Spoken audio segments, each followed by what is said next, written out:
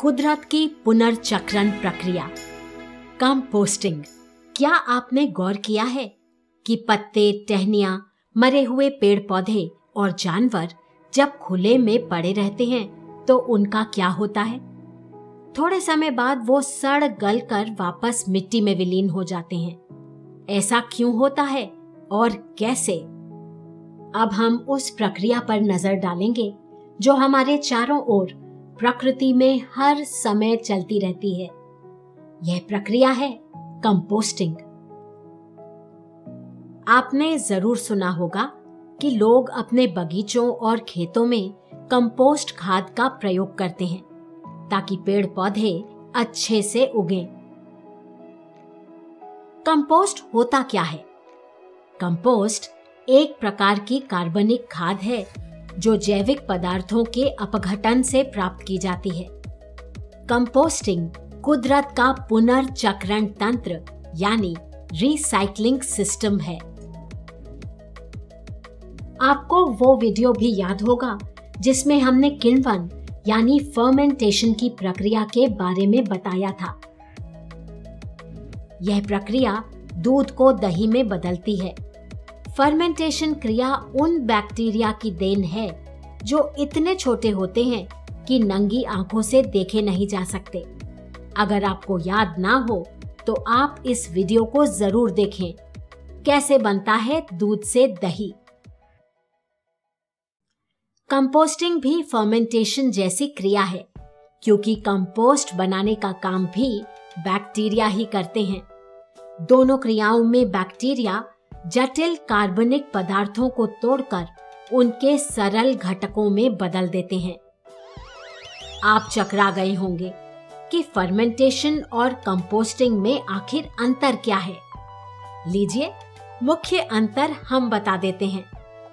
Fermentation बेशक bacteria द्वारा संपन्न किया जाता है, पर ये बैक्टीरिया जीवित रहने के लिए ऑक्सीजन पर निर्भर नहीं होते, इसलिए उन्हें अवायवीय या एनारोबिक जीव यानी हवा या ऑक्सीजन रहित जीव और फर्मेंटेशन को अवायवीय या एनारोबिक क्रिया कहा जाता है। फर्मेंटेशन की क्रिया में मीथेन, कार्बन डाइऑक्साइड और हाइड्रोजन गैसें पैदा होती हैं। इसके बारे में और जानने के लिए आप हमारा वीडियो फर्मेंटेशन भोजन से ईंधन तक देख सकते हैं। कंपोस्ट बनाने का काम भी बैक्टीरिया ही करते हैं, लेकिन इन बैक्टीरिया को जिंदा रहने और पनपने के लिए ऑक्सीजन की जरूरत पड़ती है, इसलिए इन्हें वायवीय या एरोबिक बैक्टीरिया कहते हैं और कंपोस्टिंग को वायवीय या एरोबिक क्रिया।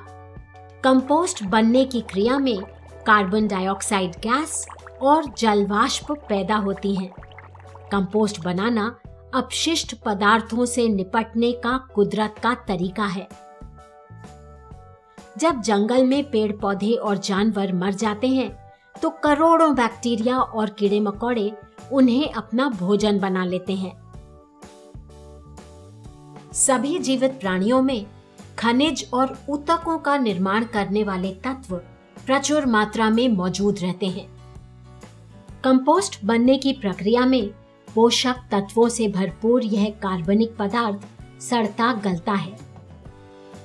तब ऊतकों का निर्माण करने वाले जटिल रसायन अपने सरल घटकों में टूटकर मिट्टी जैसे पदार्थ में बदल जाते हैं।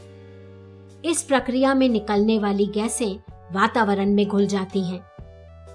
अनेक तत्वों और खनिजों से भरा कंपोस्ट मिट्टी में घुल मिल जाता है, जिससे मिट्टी समृद्ध होती है।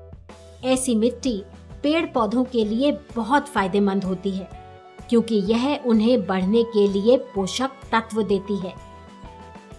इस कारण कंपोस्टिंग को कुदरत की पुनर्चक्रण क्रिया यानी रिसाइकलिंग प्रोसेस कहा जाता है। अब आपके लिए एक काम, केले का छिलका या सब्जियों के बचे खुचे टुकड़े या छिलके मिट्टी में फेंककर कुछ दिनों के लिए खुला छोड़ दें। उन्हें रोज देखें, क्या होता है, उनके रंग और आकार प्रकार में क्या अंतर आता है। उन्हें पूरी तरह खत्म होने और मिट्टी में समा जाने में कितने दिन लगते हैं।